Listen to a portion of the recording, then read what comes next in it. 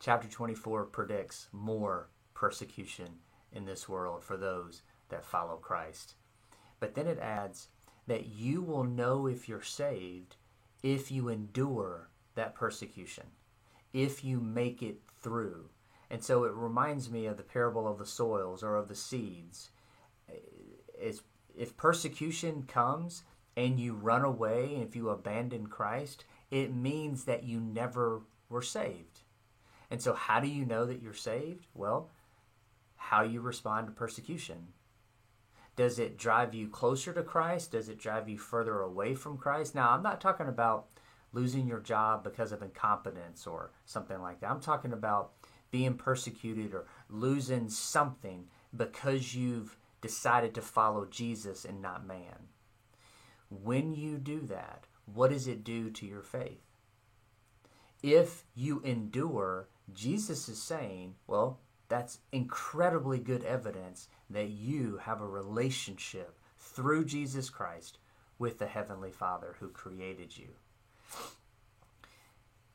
It also says in this chapter that this world, it's the beginning of labor pains. The evil, the persecution, the trouble, the trials in this world, it's just the beginning of labor pains, which means that it's probably going to get worse.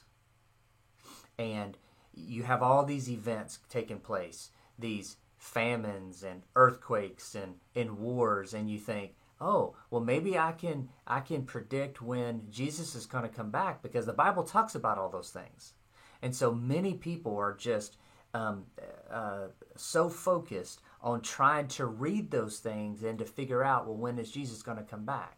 Well, all the Bible wants you to know is that he's coming back soon, to be ready. Because it says, no one knows when Jesus is coming back except God the Father. Well, that's not you, and that's not me. So therefore, I think it's fruitless to even try to come up with timelines and dates or reading the tea leaves to try to figure out, does Revelation say these things have happened or something like that. All you need to know is that Jesus could come back at any moment. Like a thief in the night could come back at a time that you won't expect it, is what the text actually says.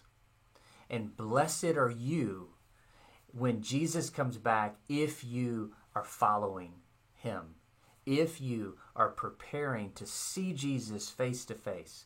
And so that's what I want to leave you with.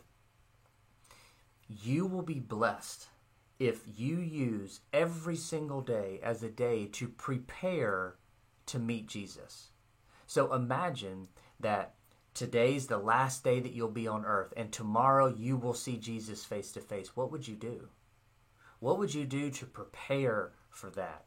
How would you love? How would you serve if today was your last day on earth?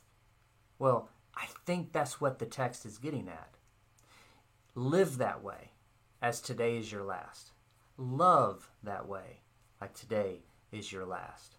The people that you come in contact with, those are the people that you might not ever see again, especially or mainly those that are outside of Christ. How would you love and serve them to try to help them to see who Jesus is?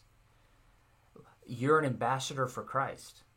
What do you need to do today, thinking that today is your last and Jesus will come back tomorrow?